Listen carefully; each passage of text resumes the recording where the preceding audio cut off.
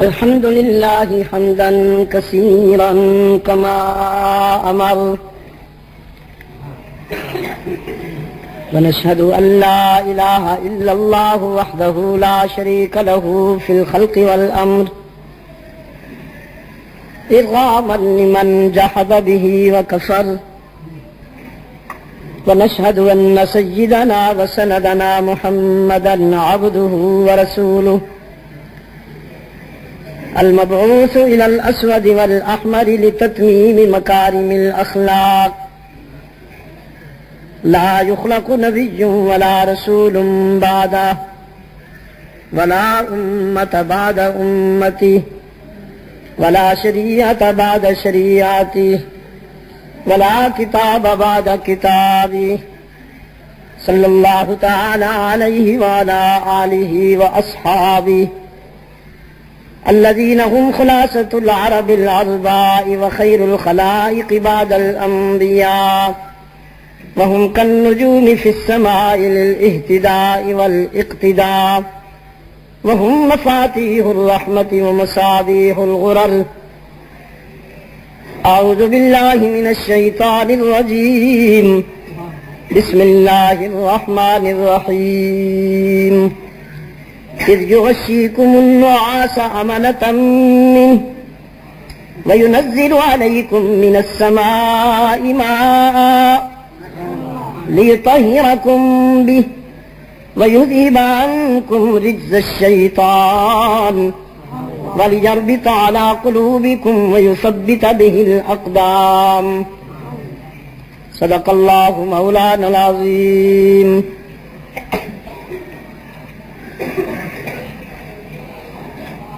واجب الاحترام بزرگوں اور عزیز دوستوں، ارباب علم و دانش، آج 15 مارچ 1996 ہم یہاں بلالی مسجد میں دعوت و تبلیغ کی نسبت سے جمع ہیں. نماز جمعہ سے قبل کا جو وقت ہوتا ہے اس کے اختصار کو پیش نظر رکھتے ہوئے آج سے میں جو گفتگو کروں گا اس کے لیے سورہ انفال کی 10ویں آیت میرے سامنے.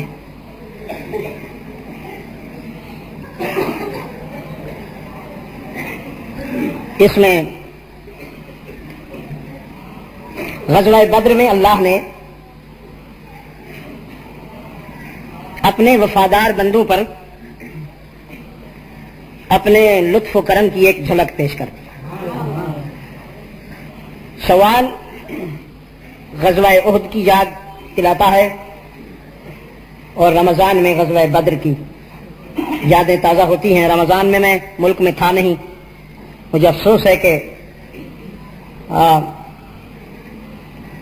ہم نے یہاں کچھ سیمینار ترتیب دیے سیدنا فاروق اعظم رضی اللہ تعالیٰ عنہ کی سیرت کے حوالے سے.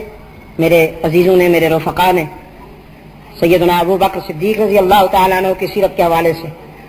تو رمضان المبارک میں سیدنا علی المرتضیٰ رضی اللہ تعالیٰ عنہ کی شخصیت اور اسلام کے دور اساسی میں جو ان کا کردار ہے اس کے حوالے سے سیمینار ہم ترتیب نہ دے سکے میری غیر حاضری کی وجہ سے. غزوہ بدر جو ہے اسلام کی تاریخ نہیں، انسانی تاریخ کا ایک یادگار موڑ ہے.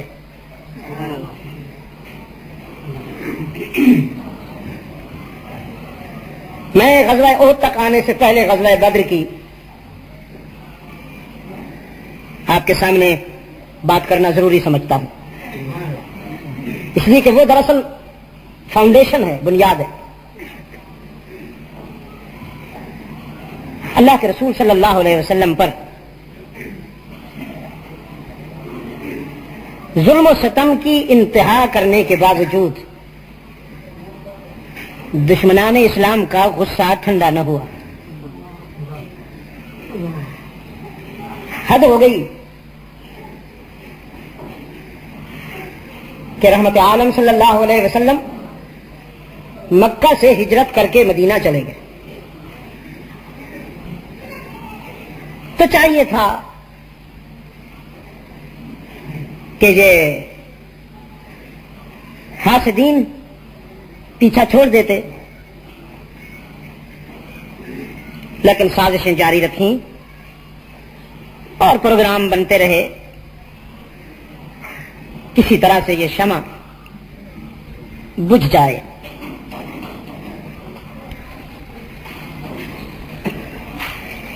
وہ ستم کر کر کے تھک گئے، لیکن رحمت عالم ستم سہ سہ کے نہیں تھکے۔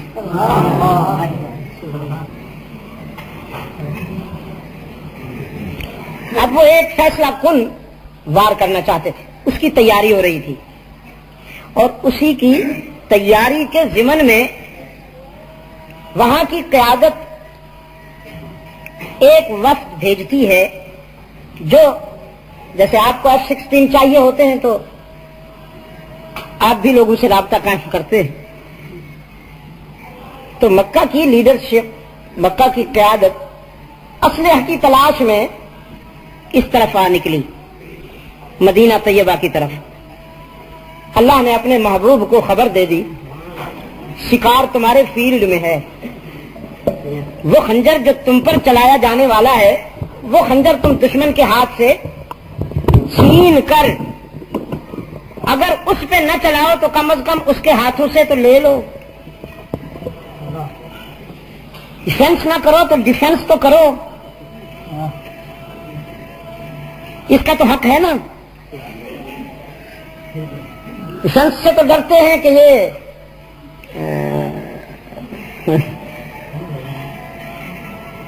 ٹیررسٹ ہیں، تو ڈیفینس ہی کیجیے۔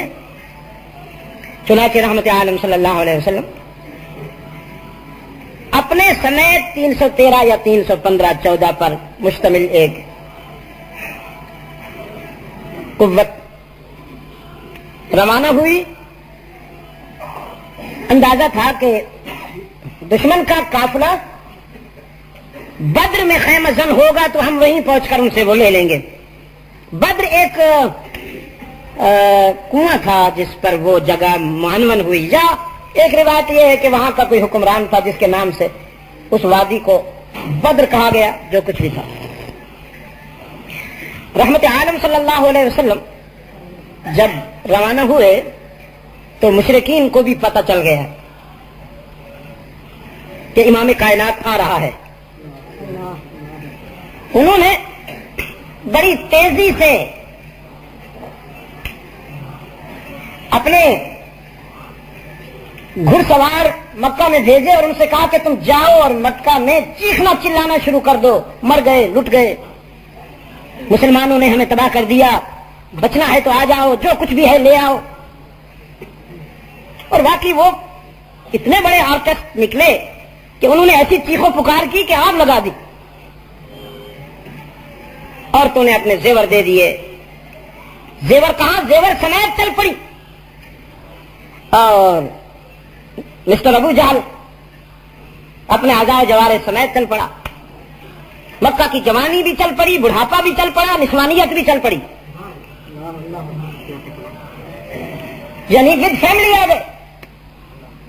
اب اللہ نے اس صورتحال سے بھی اپنے محبوب کو باخبر کر دیا کہ اب صرف تجارتی قافلہ نہیں ہے، اب چکر ہے، اس لیے کہ طاغوت پوری تیاری کے ساتھ آ رہا۔ رحمت عالم صلی اللہ علیہ وسلم نے بفور ٹارگٹ صحابہ کو خطاب فرمایا، فرمانے لگے ہم تو کسی اور ارادے سے چلے تھے، اب صورتحال تبدیل ہو گئی ہے، میں نہیں چاہوں گا کہ میری وجہ سے تمہیں کسی ہلاکت کے منہ میں جانا پڑے۔ اگر تم میں سے کوئی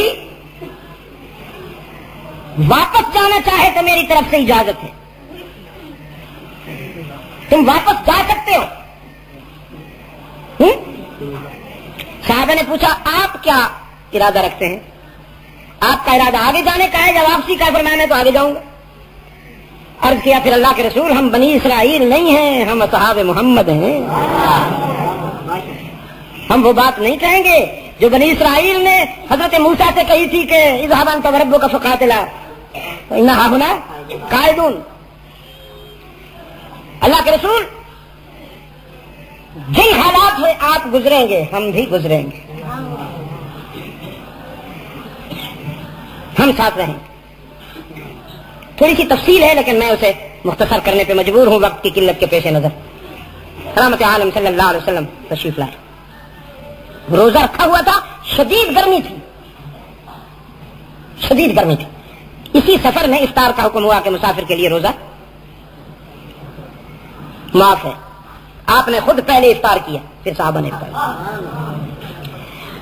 چند گھوڑے تھے نہ ہونے کے برابر، غالباً 2 یا 3 اونٹ زیادہ تھے، باری باری اس پہ سواری ہوتی تھی، 2 یا 3 افراد منزل بمنزل وہ سوار ہوتے تھے۔ رحمت عالم صلی اللہ علیہ وسلم کے ساتھ حضرت علی اور دوسرے حضرت عقبہ، یا اسی طرح اگر میں بھول نہیں رہا، ان دونوں حضرات نے درخواست کی اللہ کے رسول سے کہ آقا آپ بیٹھے رہیے، ہم اپنی باری ہبہ کرتے ہیں، آپ ہبہ کرتے ہیں، ہم پیدل چلیں گے، آپ اونٹ ہی پہ سوار رہیں گے۔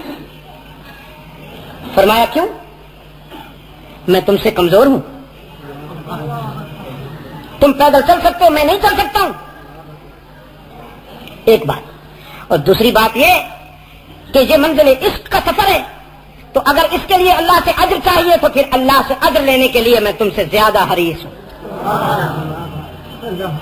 میں اپنی باری پہ اونٹ پہ سوار ہو جاؤں گا اور تم اپنی باری پہ اونٹ پہ سوار ہوگے۔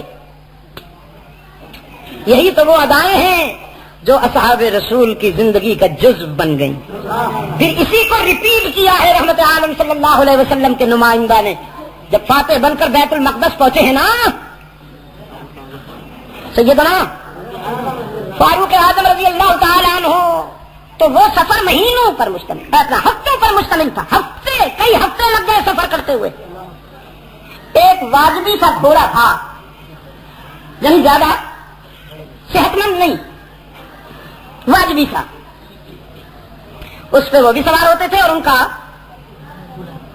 غلام، پھر آپ نے کہہ دیا خادم، ہم سفر، ان کا ہم سفر بھی سوار ہوتا تھا۔ غلام ایسے ہوتے ہیں کیا کا پیدل چلے اور غلام سوار ہو جائے۔ غلاموں کو تو لوگ اپنی چارپائی پہ نہیں بیٹھنے دیتے، جس برتن میں کھانا کھاتے اس برتن میں کھانا، غلام چھوڑ دیجئے، فیکٹری میں کام کرنے والے ورکر کو بھی کوئی مل آنر اپنی ڈائننگ میز پہ نہیں بیٹھنے دیتا، اپنے ہم سفر کو۔ جب بیت المقدس کے قریب آئے تو ہم سفر نے درخواست کی، پیشکش کی، امیر المومنین اب آپ سوار رہیں گے۔ اتفاق یہ ہوا کہ قریب آئے تو باری اپنے ساتھی کی باری آ گئی سوار ہونے کی، اور امیر المومنین کی باری آ گئی پیدل چلنے کی۔ اب اس نے درخواست کی کہ آپ سوار رہیں گے، میں پیدل چلوں گا۔ فرمایا کیوں؟ اب کہ اس لیے کہ دشمن کھڑا ہوا ہے دیکھنے کے لیے، ہزاروں کی تعداد میں یہودیوں کے، عیسائیوں کے پریسٹ بائبل اور توریت اور زبور لے کر، اس وقت یہ کتابیں اتنی محرف نہیں ہوئی تھی، ان میں کچھ اصل باقی تھا، اب تو کچھ بھی نہیں رہا۔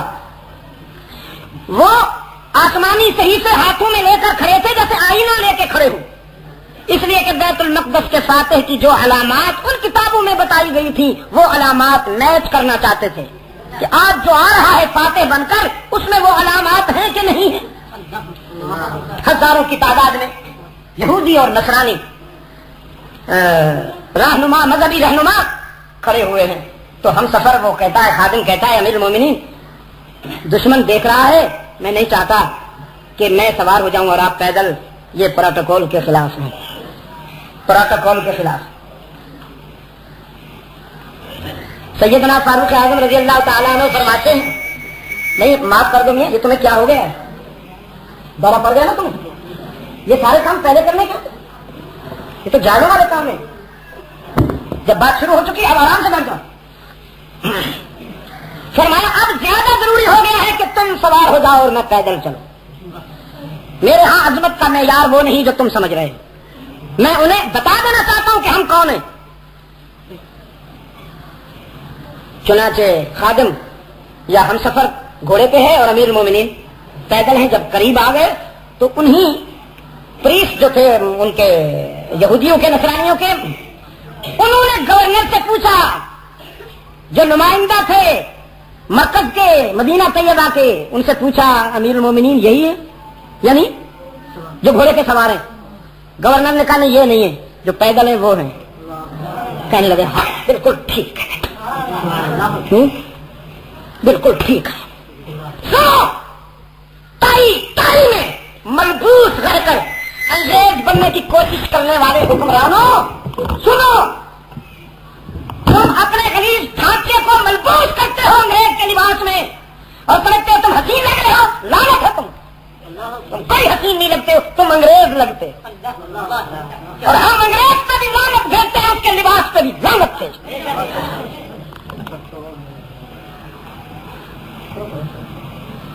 تم کمپلیکس کا شکار ہو، تم احساس کمتری میں مبتلا ہو، تمہارے بس میں نہیں کہ اسکل چینج کر دو، ورنہ تم اپنی اسکل بھی چینج کرتے۔ تم مسلمانوں پر اللہ کا عذاب بن کر مسلط ہو۔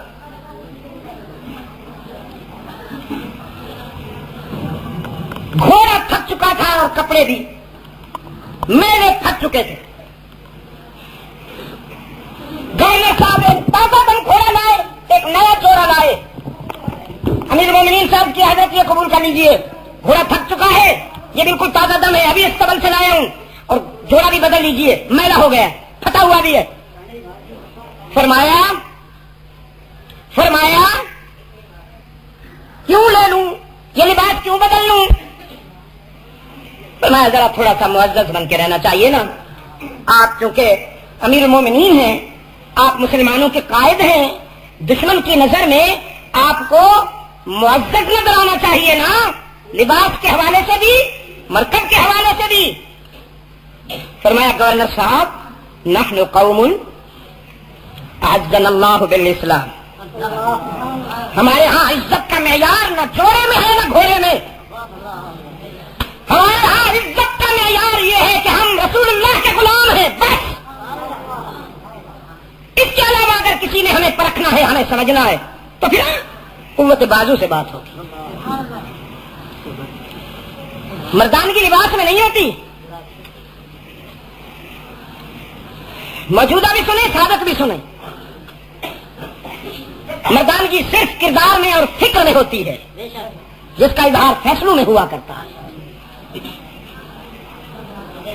یہ ادا رحمت عالم سے سیکھی ہے انہوں نے، بدر میں پہنچے رحمت عالم تو اب 3-4 باتیں بہت عجیب بن گئی۔ ایک یہ کہ تھکے ہوئے ہیں، دوسرے یہ کہ دشمن پہلے سے پہنچ کر آرام کر چکا ہے اور مسلمان ابھی پہنچے ہیں تو ٹائٹنس بہت زیادہ ہے، تھکے ہوئے بہت ہے۔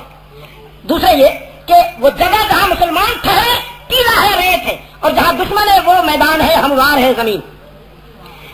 تیسری بات یہ کہ وہ تعداد میں ہزاروں ہیں، یہ 313 14 یا 15 ہے۔ چوتھا یہ کہ وہاں اسلحے کے انبار ہیں اور یہاں مکمل بے سر و سامانی ہے۔ یہ کچھ 4-5 باتیں جمع ہو گئی۔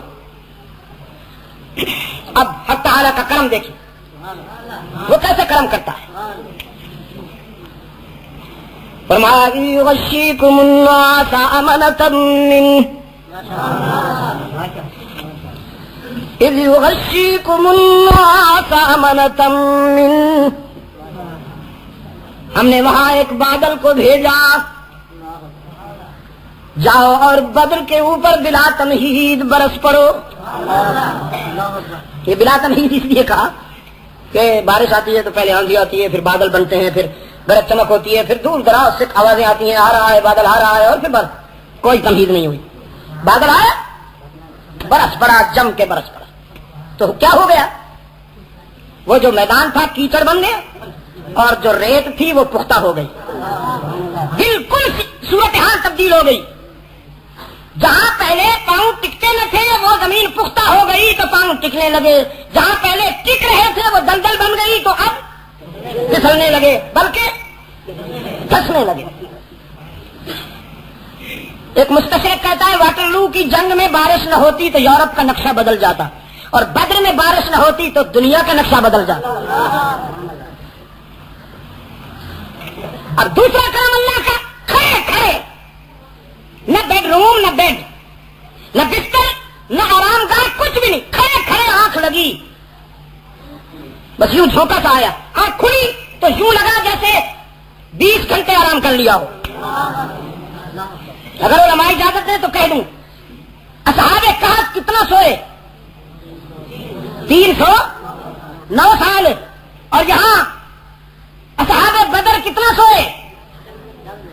قرآن اجازت نہیں دیتا، قرآن نے وضاحت نہیں کی، اسے لمٹ، اس کی لمٹ نہیں بتائی قرآن نے کہ وہ کتنا سوئے. لیکن اگر میں کہہ دوں تو قرآن کے مزاج کے خلاف نہ ہوگا، بالکل قرآن کے مزاج کے مطابق ہوگا. اور میں یہ کہہ دوں کہ وہ کام جو اللہ نے اصحاب بدر سے 309 سال سلا کے لیا، یہاں وہی کام اللہ نے اصحاب محمد سے 3 منٹ کچھ سیکنڈ سلا کے لے لیا.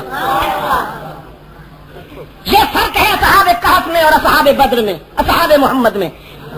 یہ سنیارتی کا فرق ہے، یہ میرٹ کا فرق ہے، یہ صلاحیت کا فرق ہے، یہ اسٹیٹس کا فرق ہے کہ انہوں نے جو کامیابی 309 سال کے مکتب عشق میں بیٹھ کر حاصل کی، وہی کامیابی اصحاب محمد نے 3 منٹ کچھ سیکنڈ میں حاصل کر. یہ فرق ہے اصحاب کہف اور اصحاب محمد میں. اب تیسرا کرم یہ ہوا کہ وہ دیکھنے میں وہ کم دکھائی دیے، یہ زیادہ دکھائی دی، جس سے ان کے حوصلے پست ہو گئے، مسلمانوں کے حوصلے بلند ہو گئے. چوتھا کرم یہ ہوا کہ فرشتے آئے قطار اندر قطار. پہلے کہا بثلاثت آلاف، پھر کہا بخمسۃ آلاف، کلک بڑھتی گئی. 3000 بھیجوں، چلو 5000 بھیجوں، چلو پھر تمہیں بتاتا بھی نہیں ہوں اتنے بھیجوں. اور پھر یہی معرکہ ہے جہاں فرشتے آئے. اس کے علاوہ فرشتوں کا آنا منسوس نہیں ہے، یہاں سارے ٹھکوسلے ہوتے ہیں. انہیں کاسٹ میں فرشتے آئے تھے، ہری ہری پگڑیاں بندھی ہوئی تھی. واہ سوڑے ہو، ہری ہری پگڑیاں بندھی ہوئی تھی جی، بالکل اچھی لگتے تھا. یہ معلوم تھی جی اچھی ہوئی، سب ٹھکوسلے، سب ٹھکوسلے. ہاں صدیق اکبر رضی اللہ تعالیٰ عنہ فرماتے ہیں میں خیمے میں گیا، وہ خیمہ کم عبادت گاہ زیادہ تھا. جہاں رحمت عالم صلی اللہ علیہ وسلم آرام فرماتے تو میں نے دیکھا کہ آپ محو دعا ہیں. دعا میں عاجزی کا یہ عالم ہے، تواضع اور رقت کا یہ عالم ہے کہ چادر بار بار گر جاتی کندھے سے. اور رحمت عالم صلی اللہ علیہ وسلم اس سے بالکل بے نیاز رو رو کے کہہ رہے ہیں یا اللہ یہ میری محنتوں کا ثمر ہے. صرف 313 تعداد میں کم ہے لیکن وزن میں بہت زیادہ ہے. یہ میری محنتوں کا ثمر ہے، یہ تیری توحید کے اور میری رسالت کے علمبردار ہیں، یہ مٹ گئے تو پھر تیرے دین کا نمائندہ کون ہوگا؟ تیری دین کی نمائندگی کون کرے گا؟ روتے ہیں، اتنا روتے ہیں کہ زمین آنسو سے تر ہونے لگی. صدیق اکبر رضی اللہ تعالیٰ عنہ نے عرض کیا اللہ کے رسول آپ اتنی عاجزی کیوں کرتے ہیں؟ اللہ نے آپ سے وعدہ نہیں کیا اور کیا وہ وعدہ پورا نہیں کرے گا؟ فرمایا ہاں اللہ نے تو مجھ سے وعدہ کیا ہے، وہ یقیناً وعدہ بھی پورا کرے گا، لیکن میرے یار غار میں اپنے رب سے مانگنا کیوں چھوڑ دوں؟ مجھے اس کے وعدے کی سچائی پر کوئی شک نہیں ہے. ومن اصدق من اللہ قیلا، وہ یقیناً وعدہ سچا کرے گا، لیکن میرا منصب ہی یہی ہے کہ میں مانگتا جاؤں، میری پہچان ہی یہی ہے کہ میں مانگتا جاؤں اور مانگنے سے بعد نہ آؤں. ہم تو اس وقت مانگتے ہیں جب بات بگڑ جائے اور جب بات بنتی نظر آئے، اور جب ہم مایوس ہو جاتے ہیں تو پھر کہتے ہیں اللہ یاد ہے. اور جب بات بنتے ہیں ٹھیک ہوگا جی بالکل ٹھیک ہوگا انشاءاللہ، یاد نہیں ہوگا ہم جیتیں گے. سب بے ایمان انگریز کی اولاد. میرے عزیز دوستوں، پانچویں بات پتہ کیا ہوئی؟ رب العالمین نے فرمایا میرے محبوب ایک مٹھی بھر لو ریت کے ذروں کی، مارو ان کی طرف. اٹھا کے رحمت عالم نے وہ مٹھی ماری، ایک ایک ذرہ نشانے پہ پڑا.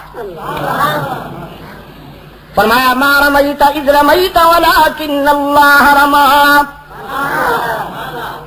فما رمیت اذ رمیت ولکن اللہ رما. یہ ہاتھ تو تیرے تھے لیکن ایکشن میرا تھا میرے محبوب.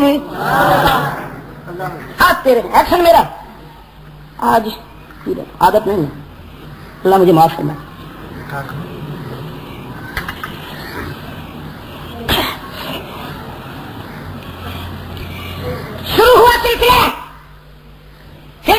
ہوا کفر کا سب سے بڑا ستون، کفر کا سب سے بڑا ستون 2 بچوں نے گرا ڈالا.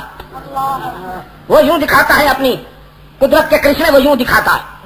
کسی بڑے کے ہاتھوں سے نہیں مروایا، 2 بچوں کے ہاتھوں سے، مہاجر محبت کے ہاتھوں سے مرا. ابو جہل مرا. ابھی جان باقی تھی کہ حضرت عبداللہ ابن مسعود کا گزر ہوا رضی اللہ تعالیٰ عنہ. دیکھا مر رہا ہے ابو جہل. ابو جہل نے بھی دیکھا، کہنے لگا یقیناً تو میرا گلا کاٹے گا. عبداللہ تو میرا گلا کاٹے گا، مجھے پتا ہے. بس ایک مہربانی کرنا، ذرا گلا لمبا کر کے کاٹنا تاکہ سردار کا سر معلوم ہو. فٹ بال تو نہ نظر آئے میرا سر. محمد کا سب سے بڑا دشمن ہوں. ہاں شادی رحمت اللہ علیہ ایک مرحلے پر اسی حوالے سے بات کر رہے تھے. کہنے لگے ابو جہل بہت گندا ہے، کافر ہے، جہنمی ہے، لیکن میں اس کا احترام کرتا ہوں. لوگ تو چکرا گئے، ابو جہل کا احترام کرنے والا یہ کون پیدا ہو گیا؟ فرمانے لگے احترام اس لیے کرتا ہوں کہ دشمنی نبھا کے دکھائی کم بخت نے. دشمنی تو نبھا کے دکھائی نا. فرماتے تھے دشمنی کرنی ہو تو ابو جہل سے سیکھو، اور دوستی نبھانا ہو تو ابو بکر سے سیکھو.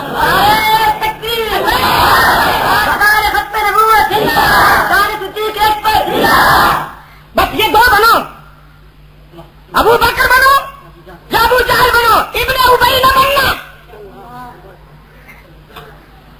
ابن ابی نہ بن. دیکھو یا کوئی مرد ہو یا عورت ہو، تھرڈ سیکس تو نہ ہو نا.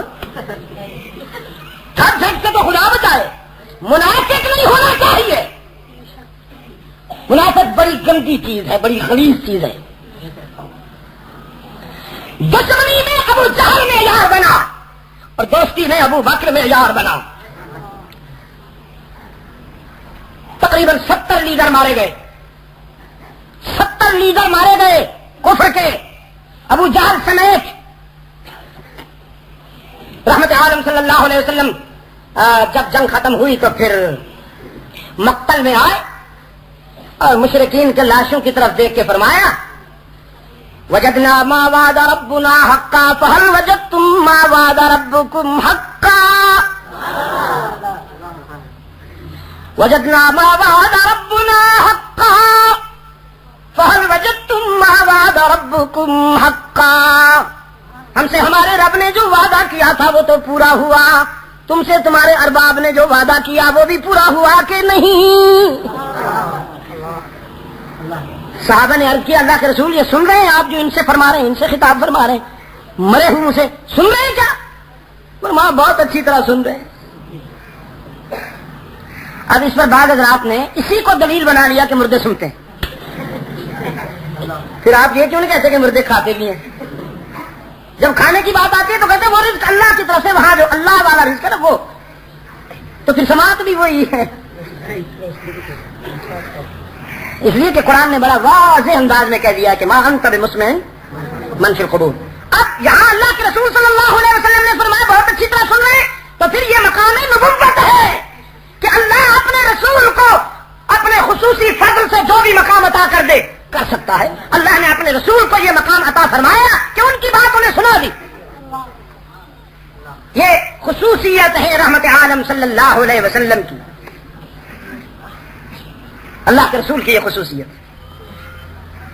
تو میرے عزیز دوستو یہاں مسلمانوں کو فتح نصیب ہوئی. کتنے منٹ باقی ہیں بھائی؟ کیا بجا ہے اس وقت؟ 1:40 ہے. ہاں تھوڑا سا وقت باقی ہے بھائی. معمول کیا ہے نماز جمعہ کا؟ ہاں معمول سے ہم آگے چلے جا چکے ہیں. غزوہ احد میں مسلمانوں کی تعداد زیادہ تھی جب تیاری ہو رہی تھی. اچھا فرق یہ ہے غزوہ بدر میں اور غزوہ احد میں. غزوہ بدر میں مدینہ سے مسلمان روانہ ہوئے دشمن کے ہاتھ سے ہتھیار لے لینے کے لیے. یار صحیح بولا کرو، صحیح بولا کرو. دشمن کے ہاتھوں سے ہتھیار لے لینے کے لیے، لے لینے کے لیے، لے لینے کے لیے. لے لینے میں وہی بات تو ہوتی ہے، چھیننا کہنا ضروری ہے کیا؟ جب آپ لے لیں گے کسی کے ہاتھ سے تو بس لے لیں گے. یہاں مدینہ سے مسلمان اپنے قائد کی قیادت میں آئے تھے، مسلمان اپنے دشمن کے ہاتھ سے ہتھیار لے لینے کے لیے تاکہ وہ مسلمانوں کے خلاف استعمال نہ کرے. اور غزوہ احد میں دشمن تیاری کر کے آیا، مدینہ مٹا دینے کے لیے. یہ فرق ہے. بدر میں مسلمانوں کی تعداد زیادہ تھی اور عہد میں مسلمانوں کی تعداد تھوڑی تھی, دشمن کی تعداد زیادہ تھی. لیکن عہد میں اگر مسلمانوں کی تعداد مشرکین کے برابر نہ تھی تو کم از کم بدر سے زیادہ تھی. اچھا, بدر میں سامان جنگ کم تھا, عہد میں سامان جنگ زیادہ تھا. جب تیاری ہوئی تو مشورہ شروع ہوا صحابہ رضوان اللہ علیہ مجمعین سے. مشورہ بہت ضروری ہے, یاد رکھنا میری بات. کوئی شخص اپنے آپ کو عقل کوئی نہ سمجھا کرے. اللہ نے اپنے رسول سے فرمایا, اب سنیے تھوڑی دیر کے لیے آپ کو اس طرف لے جاتا ہوں. فرمایا فبما رحمت من اللہ لنت لهم, یہ اللہ کا آپ پر بے پایا کرم ہے کہ اس نے آپ کو میٹھا بنایا. لنت لهم, یہ اللہ کا بڑا کرم ہے آپ پر میرے محبوب کہ اللہ نے آپ کو میٹھا بنایا.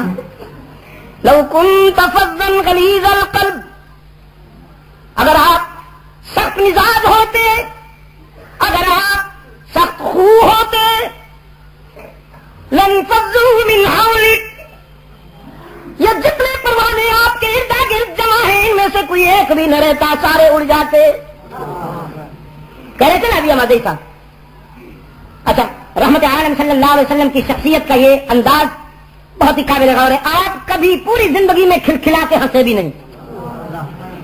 صحابہ فرماتے ہیں ہم نے آج تک کبھی پوری زندگی میں رحمت عالم صلی اللہ علیہ وسلم کے اندرونی دانت ہنسنے میں نہیں دیکھے تھے. ٹھیک ہے, لیکن اس متانت اور سنجیدگی میں بھی اتنی فرحت ہوا کرتی تھی چہرے انور پر, اتنی تنویر ہوا کرتی تھی, اس قدر روشنی ہوا کرتی تھی کہ صحابہ فرماتے ہیں رات کو چراغ کی بھی کبھی کبھی ضرورت نہ پڑتی. ہم نے دنیا میں کسی انسان کے چہرے پہ اتنی شفقت نہیں دیکھی جتنی اللہ کے محبوب کے چہرے پہ شفقت دیکھی, نہ باپ کے چہرے پہ نہ ماں کے چہرے پہ. اب یہ متانت کوئی کہاں سے لائے بھائی؟ یہاں اگر کوئی خوش مزاج ہے تو حد سے آگے بڑھا ہوا ہے, اور اگر کوئی سیریس ہے تو پھر ابو سن کم تریرا. فبما رحمت من اللہ لنت لهم, یہ بڑا کرم ہے اللہ کا تجھ پر میرے محبوب کہ اللہ نے تجھے میٹھا بنایا. وَلَوْ كُنْتَ فَظًّا غَلِيظَ الْقَلْبِ لَانفَضُّوا مِنْ حَوْلِكَ, لیکن یہ جو تیرے ارد گرد بیٹھے ہیں یہ تیری طرح معصوم نہیں, یہ معصوم نہیں ہے, محفوظ ہے. میرا کرم ان کی حفاظت تو کرتا ہے, لیکن انسان ہے نا, اگر کبھی ان سے کوئی لغزش ہو جائے, کوئی چھوٹی سی کوتاہی ہو جائے تو پھر کیا ہوگا؟ اب میں بتاتا ہوں. فاعف عنہم, ان کی لغزشوں کو معاف کیجئے,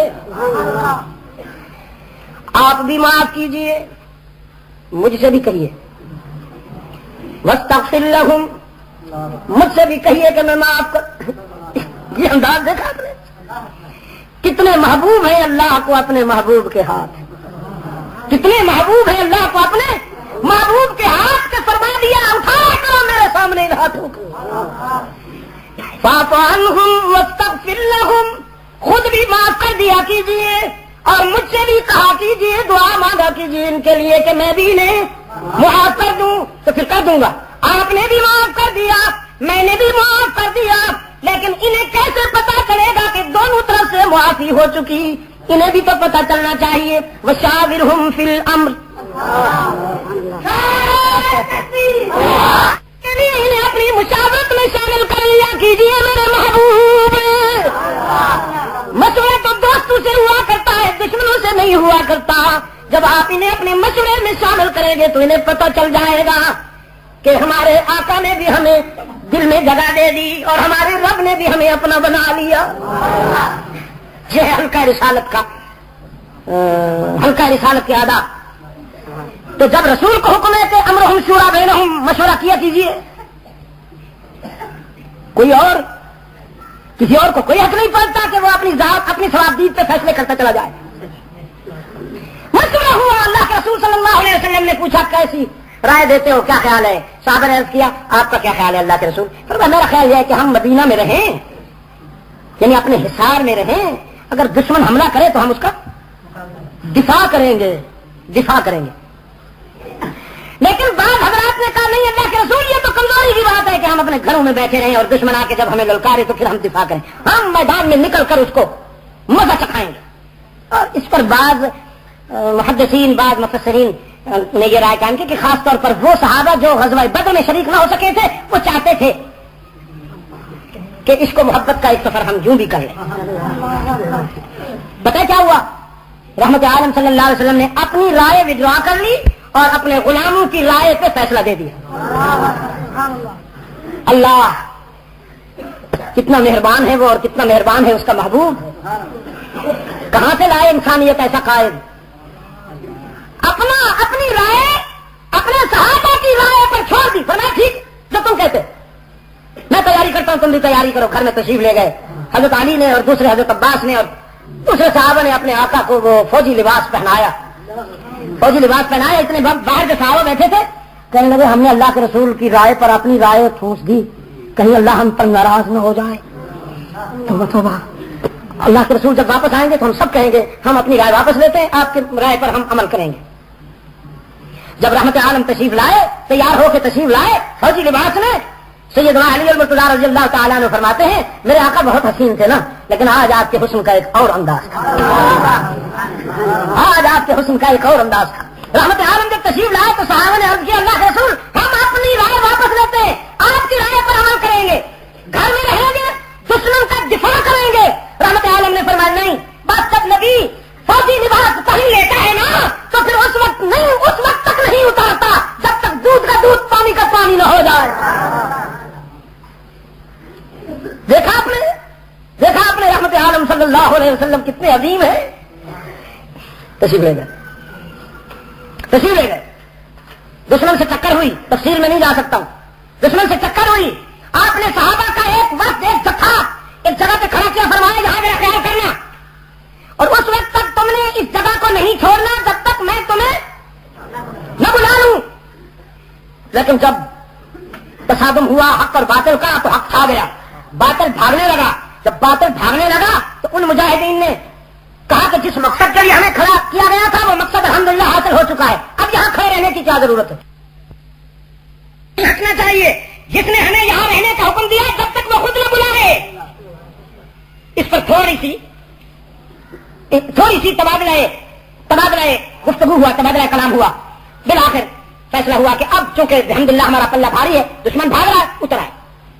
جب اتر آئے تو خالد بن ولید ابھی تک مسلمان نہیں ہوئے تھے، وہ پیچھے سے انہوں نے حملہ کیا اور مسلمانوں کو زخم لگا، یہاں ذرا چوٹ لگی. خود رحمت عالم صلی اللہ علیہ وسلم بھی زخمی ہو گئے. خود امام کائنات کی جبین اطہر میں وہ خود کی کڑیاں اتنی کھب گئی تھیں کہ دانتوں سے پکڑ کے بھی انہیں نکالا جانے لگا تو کئی صحابہ کے دانت ٹوٹ گئے. اور جب وہ لوہے کی کڑیاں جبین سے نکل گئی تو پھر خون رکتا نہ تھا. سیدہ فاطمہ زہرا رضی اللہ تعالی عنہا کمبل جلا کر بلینکٹ کو جلا کر راکھ ڈالتی اور کہتی واہ بتاؤ کتنی تکلیف ہے ابا جان آپ کو. وہ رو رہی تھی اور رحمت عالم مسکرا رہے تھے، فرما رہے تھے بیٹی تجھے خون نظر آ رہا ہے لیکن میں جس کے لیے یہ سہ رہا ہوں اس کی طرف سے اجر بھی تو بہت بڑا ہے، یہ دوستی بھی تو بڑی نازک ہے. میں جس دوست کے لیے یہ سہ رہا ہوں وہاں سے اجر بھی تو بہت بڑا ملے گا نا.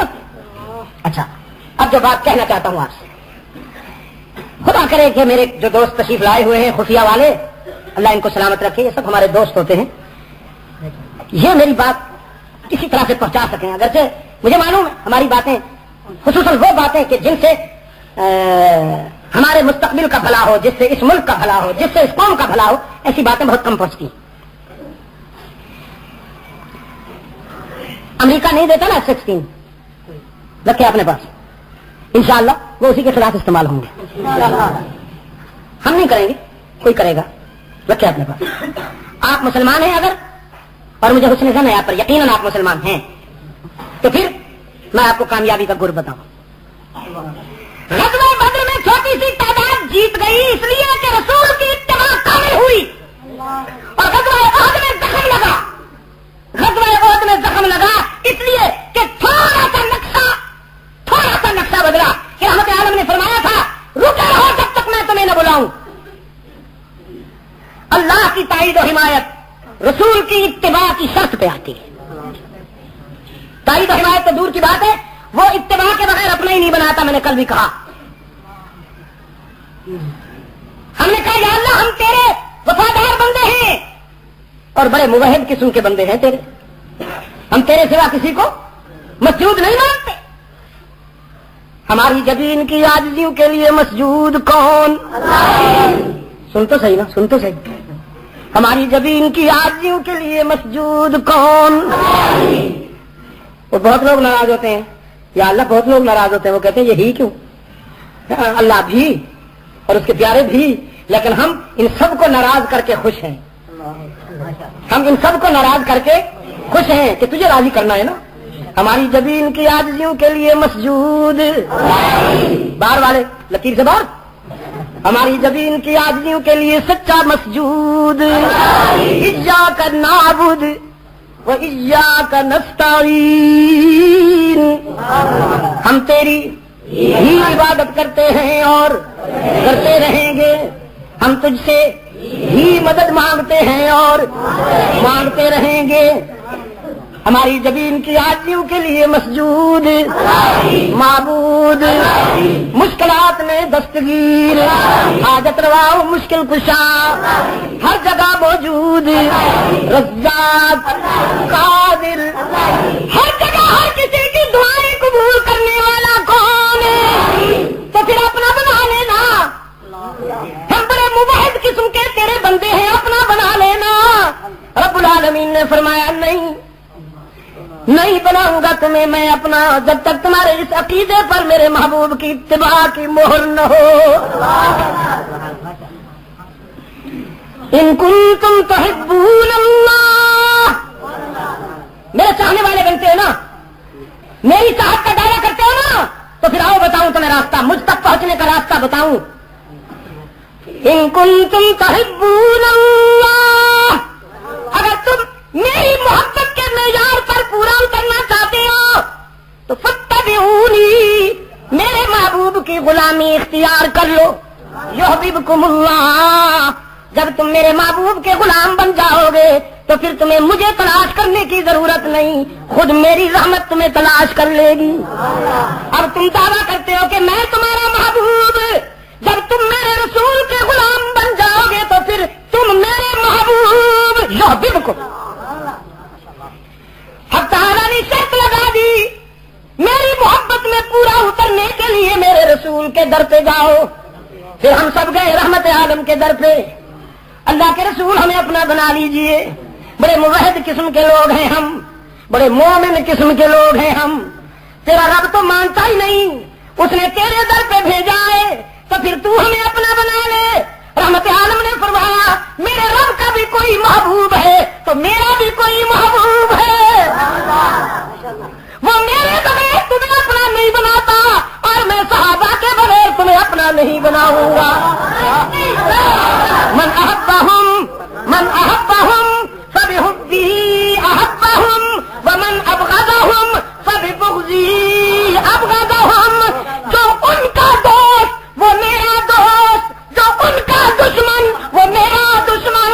میں صحابہ کے دشمن کو اپنا دوست نہیں بنا سکتا جب تک تمہارے عقیدے پر صحابہ کی اتباع کی مہر نہیں ہوگی. میں تمہیں اپنا نہیں مانتا, وہ رسول کے بغیر نہیں ملتا اور رسول صحابہ اہل بیت کے بغیر نہیں ملتا.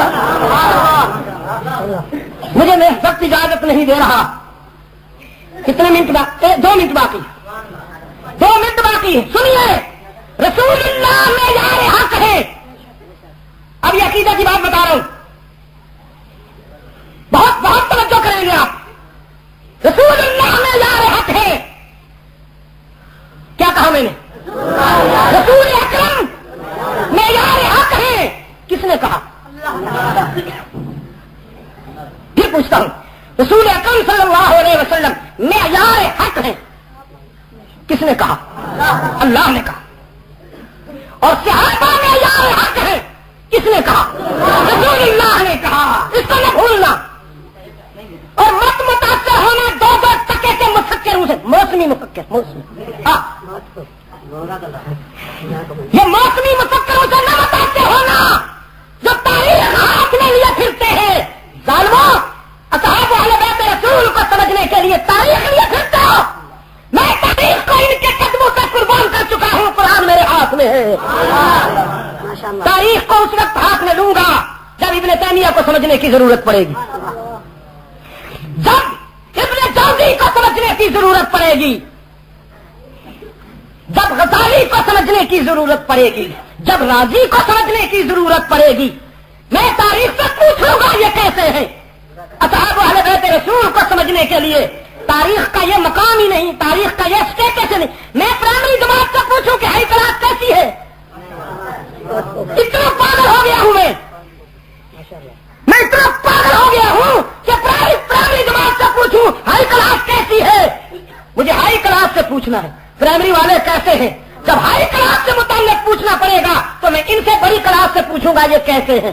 جب صدیق عمر, عثمان و علی, طلحہ و زبیر, خدیجہ و عائشہ, زینب و فاطمہ, رقیہ ام کلثوم سے متعلق پوچھنا پڑے گا, علی المرتضیٰ سے متعلق پوچھنا پڑے گا, پیارے حسن اور پیارے حسین سے متعلق مجھے پوچھنا پڑے گا, تو پھر تاریخ کو ایک طرف رکھ کر قرآن کھولوں گا.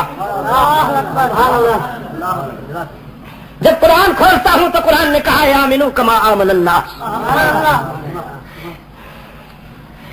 فَإِنْ آمَنُوا بِمِثْلِ مَا آمَنْتُمْ بِهِ فَقَدْ اهْتَدَوْا. قرآن نے معیار قرار دیا ہے ان کے ایمان کو. تو یہ مفکر صاحب کون ہوتے ہیں؟ مجھ سے کہتے ہیں معصوم مان لو نا. میں نے کہا معصوم نہیں مانتا, معصوم میرا محمد ہے صلی اللہ علیہ وسلم. میرا معصوم محمد ہے. محمد کے بعد رسول بھی کوئی نہیں, محمد کے بعد قیامت تک معصوم بھی کوئی نہیں. تو صحابہ جب معصوم نہیں تو میرا حق کیسے؟ میں نے کہا یہ رسول سے پوچھو جس نے کہا ہے کہ من احبہم فبحبی احبہم ومن ابغضہم فببغضی ابغضہم. اصحابی کالنجوم بأیہم اقتدیتم اہتدیتم. یہ آپ ان سے پوچھیے. میں صحابہ کو محفوظ مانتا ہوں. معصوم وہ ہوتا ہے جو گناہ کر نہیں سکتا, اور معصوم محفوظ اس کو کہتے ہیں جسے وہ گناہ کرنے نہیں دیتا. ایک ہے نہ کر سکنا اور ایک ہے نہ کرنا. یہ مقام نبوت ہے کہ اللہ اس سے گناہ کی صلاحیت لے لیتے ہیں گناہ کی صلاحیت. وہ سر کے راستے پہ چل ہی نہیں سکتا. تو پھر کسی نے کہا موسیٰ علیہ السلام سے کتنی کیوں قتل ہو گیا. اللہ کے نیکسٹ سابر کی انتظار سے پہلے حضرت یونس نے کیوں سفر کر لیا؟ اللہ نے روکا تھا اس درخت کو نہ چکھنا, آدم نے کیوں چکھ لیا؟ یہ کیا ہے؟ میں نے کہا یہ تمہارے خیال میں کیا ہے؟ اس نے کہا میرے خیال میں یہ معصیت ہے. میں نے کہا استاد نہیں ملا نا تجھے, اور بے استاد ایسے ہی ہوتے ہیں. یہ معصیت نہیں مشیت ہے. یہ معصیت نہیں مشیت ہے. بالکل ایسے جیسے کوئی بچہ سویا ہوا ہو, آپ کا معصوم 6 سال کا بچہ جسے آپ نے معصوم کہا, اس کے قریب میز پر جگ گلاس رکھے ہوں اور اس کا ہاتھ لگے, جگ ٹوٹ جائے, گلاس ٹوٹ جائے. دیکھنے میں ایسے ہی لگتا ہے جیسے جرم ہو گیا, خطا ہو گئی, نقصان ہو گیا. لیکن اگر کسی کے پاس دانش ہے, کسی کے پاس شعور ہے, کسی کے پاس ادراک ہے, تو وہ کہے گا قصور بچے کا نہیں ماں کا ہے. اس لیے کہ ذمہ داری اس کی تھی کہ وہ گلاس اور جگ بچے کے قریب نہ رکھے. بچے کو کیا پتا کہ میں ہاتھ لگاؤں گا تو یہ ٹوٹ جائے گا.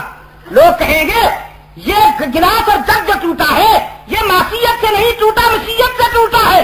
انبیاء سے بھی جو کچھ ہوا ہے وہ معصیت نہ تھی, مشیت تھی. اگر معصیت تھی تو پھر حضرت آدم سے کہا تھا نا درخت کے پاس نہ جانا, اور وہ گئے. تو پھر قریب کرنے کے لیے طریقہ کیوں بتایا؟ فرمایا فتلقى آدم من ربه کلمات. فرمایا درخت کے پاس نہ جانا, اور وہ چلے گئے. فتلقى آدم من ربه کلمات. پھر آدم کے دل میں وہ کلمے اتار دیے, ربنا ظلمنا انفسنا وان لم تغفر لنا وترحمنا لنکونن من الخاسرین۔ اے ہمارے رب، اے ہمارے رب، ہم تو تیرے فضل و کرم کے بغیر کچھ بھی نہیں، ہم مانگنے والے تو دینے والا، اگر تیرا لطف و کرم شامل حال نہ ہو تو ہمارا سفینہ حیات کبھی کنارے لگ سکتا ہی نہیں۔ قرآن کہتا فتاب علیہ، اللہ نے آدم کو اپنے دامن میں، پیار کے دامن میں لے لیا، فرمایا اس لیے روکا تھا کہ تیرے بچوں کو بتا دوں، اس لیے روکا تھا کہ تیری اولاد کو بتا دوں، تمہاری پہچان ہی یہی ہے کہ تم ٹھوکر کھاؤ گے، پھر میں نے تمہیں طریقہ بتایا میرے در پہ روتے ہوئے آنا، جب میرے در پہ روتے ہوئے شرمندہ ہو کر آؤ گے تو میری شان یہ ہے کہ میں تمہیں معاف کر دوں گا۔ یہ تو مراحل ہے، مراحل، تعلیمی مراحل۔ تو تعلیمی مراحل میں ان تمام پراسد انبیاء کو اللہ نے گزارا، معصیت نہ تھی، مشیت تھی۔ میرے گرامی قدر دوستو، اگر چند منٹ میں نے زیادہ لے لیے ہیں تو معافی چاہتا ہوں۔ وطن عزیز، میرا پیارا پاکستان، اللہ اس کو سلامت رکھے، لیکن کریکٹر کے بلے سے نہیں، قرآن و سنت کے نظام سے کچھ تم بھی خدا کا خوف کرو، کچھ خدا کا خوف کرو کہ کرکٹ کے میدان میں جو لوگ کھیلتے ہیں ان کی راتیں کہاں گزرتی ہیں، یہ یہودی لڑکیاں کہاں سے ملتی ہیں ان کو، خدا کے لیے کبھی تو سوچا کرو۔ یہ ہنری کسنجر اور گولڈ سمتھ کے ساتھ رابطہ کہاں قائم ہوتا ہے، خدا کے لیے کچھ تو سوچا کرو۔ بیت اللہ میں یا لندن کے اس کلب میں جہاں صہیونیت کی اونچی لابی ناچتی ہے، تم ان کو پاکستان کا نمائندہ اور اسلام کا نمائندہ سمجھتے ہو، اور اگر یہ ہار جائے تو منہ لٹک جاتا ہے تمہارے جیسے اسلام کا کچھ ہی نہیں رہا۔ کچھ خدا کا خوف کیا کرو، کیوں اپنی نسل کو تباہ کرتے ہو؟ وطن عزیز کو بچانے کے لیے اس سے قریب ہو جاؤ، خدا کی قسم تمہاری ڈگری بنا دے گا، یہ تمہاری ڈگری بنا دے گا۔ اور اگر تم اس سے قریب نہ ہوئے تو پھر اپنے انجام کے لیے تیار ہو جاؤ۔ اتباع رسول شرط ہے اللہ کے ہاں، اگر اتباع رسول کے معیار پر پورے اتر جاؤ گے تو 313 بھی بہت ہے، زیادہ کی ضرورت نہیں، 313 بھی بہت ہے۔ اور اگر اتباع رسول کے معیار پر پورے نہ اتر سکے تو نہ تمہیں F-16 بتائیں گے، نہ تمہیں وائٹ ہاؤس بتائے گا، نہ تمہیں کوئی اور بچائے گا۔ خدا کے لیے اپنا قبلہ صحیح کر لو، اور قومی ذرائع ابلاغ کو، ٹی وی ریڈیو کو ہندوؤں کی ثقافت کا مرکز نہ بناؤ۔ یہ کچھ بازار کے سارے غلیظ ڈھانچے ناچنے گانے کے لیے لے آتے ہو، ان کو رنگ روغن لگا کے قوم کی بچیوں کو ترغیب دیتے ہو کہ تم بھی ایسی بن جاؤ۔ حیا کرو، حیا کرو، کیوں خودکشی کا راستہ اختیار کرتے ہو؟ میری تقریر طبع یار کو بے چین کرتی ہے، سبب یہ ہے وہی کہتا ہوں جو دل پر گزرتی ہے۔ مجھے سیاست نہیں آتی بھائی، میں سیاست کے معاملے میں بالکل ان پڑھ ہوں، جو سچ سمجھتا ہوں وہی کہہ رہا ہوں، اس لیے میں فنکاروں میں فٹ آتا ہی نہیں، کبھی فنکاروں میں فٹ نہیں آ سکوں گا۔ مجھے اپنی اس کوتاہی کا اعتراف ہے، اور یہی اعتراف میرا ذخیرہ ہے آخرت۔ میرے لیے دعا کیا کیجیے، میں آپ کے لیے دعا کرتا ہوں، آپ بھی میرے لیے دعا کیا کیجیے۔ آپ تشریف لائیں، اللہ آپ کو دونوں جہانوں کی عزت نصیب فرمائے۔ میں نے محنت کی، اللہ کرے کہ آپ کچھ سمجھ گئے ہوں۔ یہ چھوٹی سی جگہ تھی، کوئی جانتا ہی نہ تھا اسے، گلالی مسجد۔ آج اللہ کے فضل و کرم سے اللہ نے اس کو بہت دلوں میں جگہ دے دی ہے۔ ہم نے یہاں قال اللہ اور قال رسول کا بھی ایک سلسلہ شروع کر دیا ہے۔ پچھلے تقریباً 2 سال سے ہم نے کچھ مسافر طلباء یہاں رکھے ہیں، ہم ان کو قرآن پڑھا رہے ہیں، ہم اس سے قریب ان کو لا رہے ہیں، کوشش کر رہے ہیں کہ وہ مثالی انسان بن جائیں۔ رہنے کے لیے ان کی جگہ نہیں، مسجد ہی میں سوتے ہیں وہ۔ جس طرح ہم اپنے بچوں کو اچھے بیڈ روم میں سلانا پسند کرتے ہیں، اگر اللہ آپ کو توفیق دے تو رسول اللہ صلی اللہ علیہ وسلم کے ان مہمانوں کے لیے بھی آپ اپنا کچھ حصہ شامل فرمائیے۔ زیر تعمیر ہے اوپر کا حصہ، رکا ہوا ہے اس وقت اخراجات کی کمی کی وجہ سے۔ جن دوستوں کو اللہ نے اس قابل بنایا وہ ضرور اس میں حصہ لیں۔ میں صرف ترغیب دوں گا، آپ سے مانگوں گا نہیں، صرف ترغیب دوں گا کہ میرا یہ فرض بنتا ہے۔ اس کے بعد یہ اللہ کے بس میں ہے کہ وہ کس دل میں یہ بات ڈال دیتا ہے. اس طرف توجہ فرمائیے, اس کمی کو پورا کیجیے. اللہ آپ کا حامی و ناصر ہو. اللہ پاکستان کی حفاظت فرمائے. کراچی سے لے کر خیبر تک اس سرزمین پر جلنے والے تمام شعلوں کو اللہ ٹھنڈا کرے اور اس کے دشمنوں کا منہ کالا کرے. پاکستان کے دوستوں کا اللہ بول بالا کرے اور اس سرزمین کو اللہ قرآن و سنت کے آئین سے آباد کرے.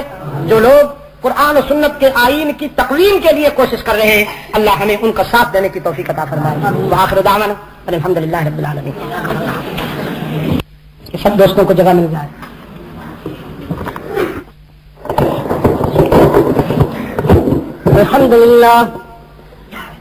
الحمد للہ وحدہ والصلاة والسلام علی من لا نبی بعدہ وعلى آلہ واصحابہ الذین اوفوا عہدہ الذین هم مفاتیح الرحمة ومصابیح الغرر. اما بعد فیا ایہا الناس وحدوا اللہ فإن التوحید رأس الطاعات والتقوى